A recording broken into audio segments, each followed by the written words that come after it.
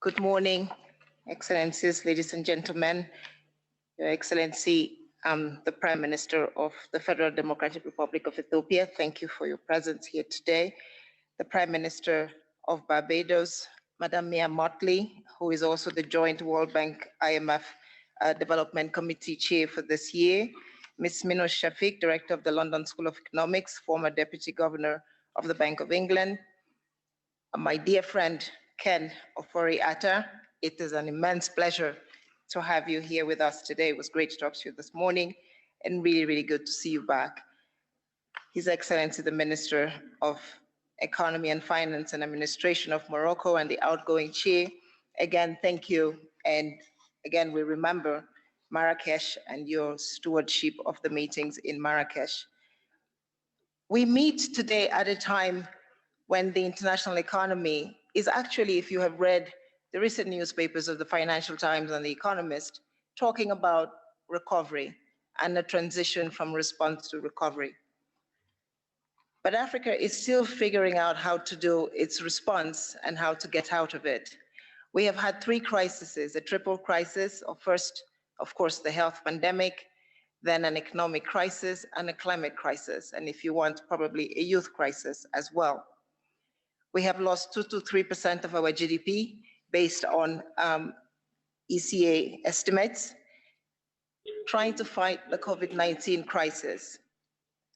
As ECA, we have continued to talk about the need for liquidity in our African economies, because one thing is clear in this crisis. While we talked about coupling of the world economy prior to the 2008 crisis, I think there is a decoupling of the response in the 2020 health and economic crisis. Of course, Africa has done much better in terms of its health response compared to the rest of the developed world. And a lot of the predictions of Africa suffering from the COVID-19 crisis, of course, the data is still sketchy and we're still going to get a few more of the data back, shows that Africa has not suffered as much as everybody else. And hopefully with the vaccine, we will never get to that point. But we have seen 4 million cases, 107,000 deaths, and about 3.5 million recoveries. That is much better than most have seen. But we have seen, as we have heard many times, an economic crisis that has hit particularly our vulnerable countries the most. Debt accumulation and the conversation around debt is a conversation that has prevailed since the crisis began.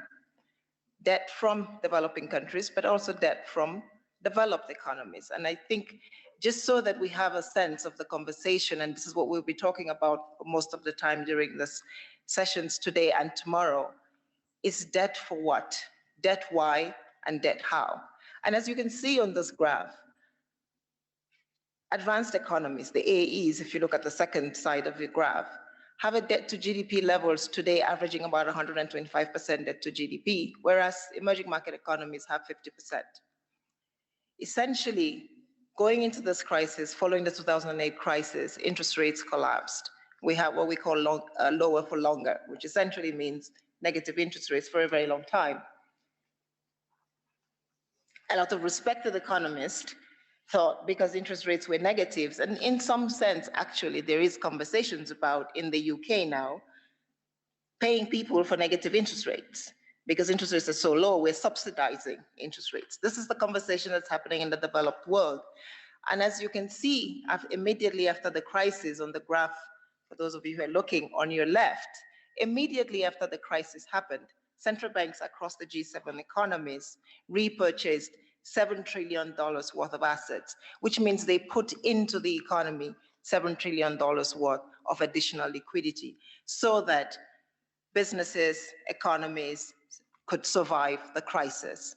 This was not the same response that the developing economies had. We had a conversation that said that debt is too high.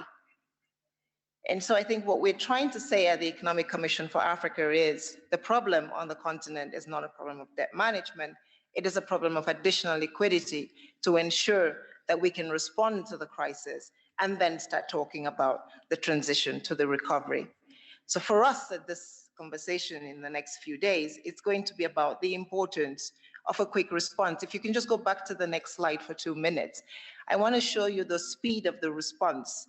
If you look at the slide, WHO announces we have a health pandemic and central banks go into overdrive, repurchasing assets and putting $7 trillion into the G7 economies.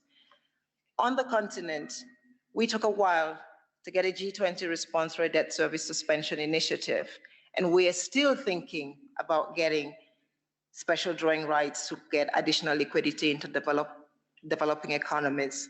This is the conundrum, and this is the bipolarity. This is the decoupling of the economy. So first decoupling was the health. Africa did better. The advanced economies didn't do so well. Second decoupling, the advanced economies injected $7 trillion and are continuing to inject 20% of GDP in fiscal stimulus. In the developing world, 2% of GDP for the response. We have to work towards a recoupling of the economies, because what at least the health pandemic has shown us is that if there's anything, we're intertwined in our response and in our recovery, and particularly in the reset. Next slide, please. So what we see and what the Economic Commission for Africa has done has shown that had the international economy responded to the $100 billion stimulus call we made in March, growth on the continent would have recovered much faster. It didn't do it then, but we hope we can do it now with the special drawing rights issuance and on lending into African economies. African economies still need liquidity, next slide. And so we're working continuously with the developing and the developed world, and we welcome the G7's response in the meeting on Friday to begin to really think and ask the IMF to think about what will happen to issuance of new SDRs and particularly vaccines.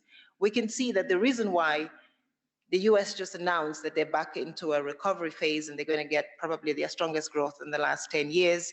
We are seeing growth happening again in the UK. So the developed world is getting back into growth. Growth is coming back.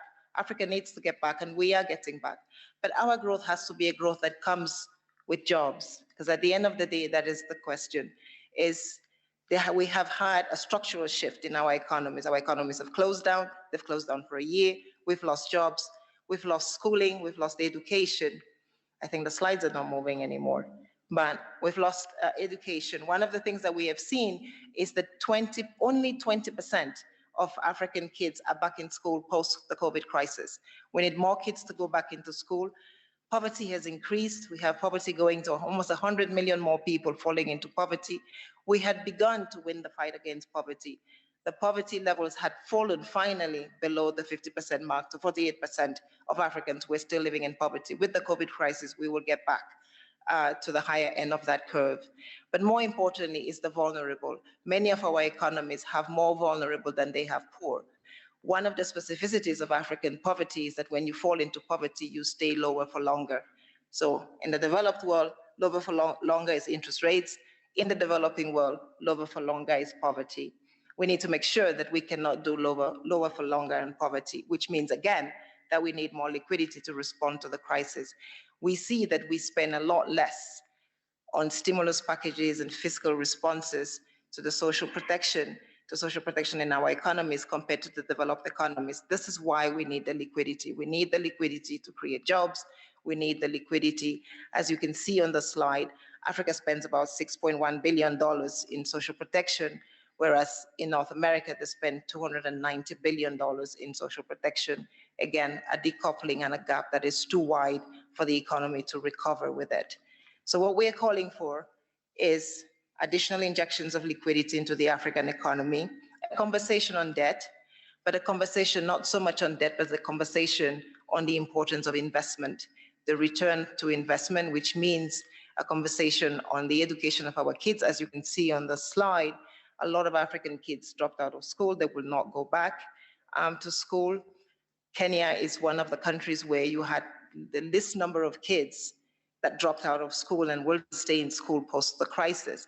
But I think what we have also been able to demonstrate is the fact that Africa has responded in a way that we did not expect it. A lot of African countries are now using more of the internet. Schools have access.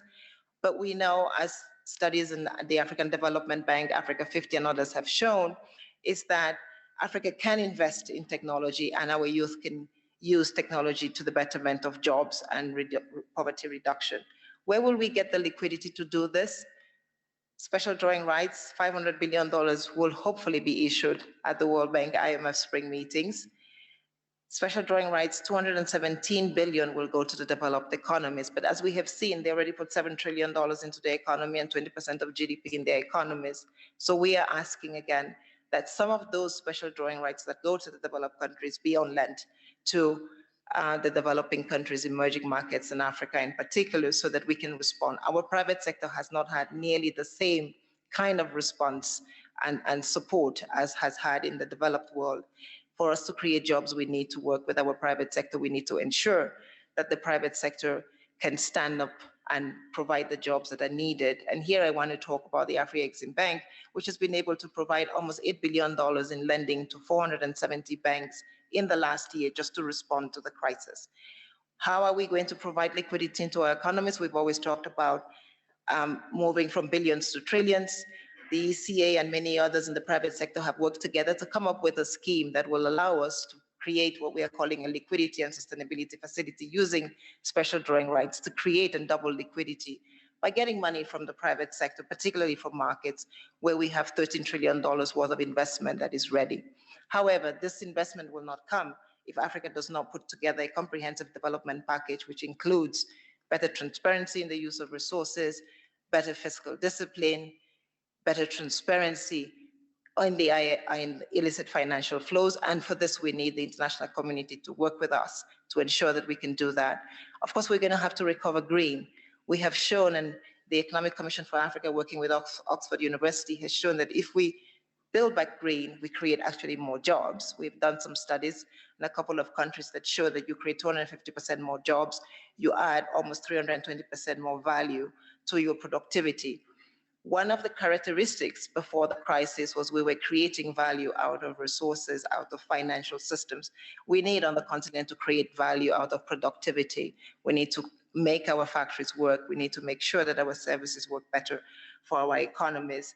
This means that we need to do better in public financial management, but also to crowd in the private sector to work with us as we build an Africa that we want. So a comprehensive package for building forward together is hopefully what we will be talking about in the next few days, and hopefully that we can collectively as a continent work towards Agenda 2063 and the Africa we want. The African Continental Free Trade Area Agreement provides us with the springboard for that, and we hope that many more countries will clearly ratify it and that we can continue to work better and stronger to build a future that recouples itself, that multilateralism gets stronger, and that the three anchors of decoupling that I just spoke about come back together. In the health crisis, Africa, like everybody else, gets vaccines. On market access, Africa, like everybody else, gets the same market access rates. And finally, on job creation and the recovery, Africa, like everybody else, recovers at the same speed as the rest of the world. Thank you for your attention.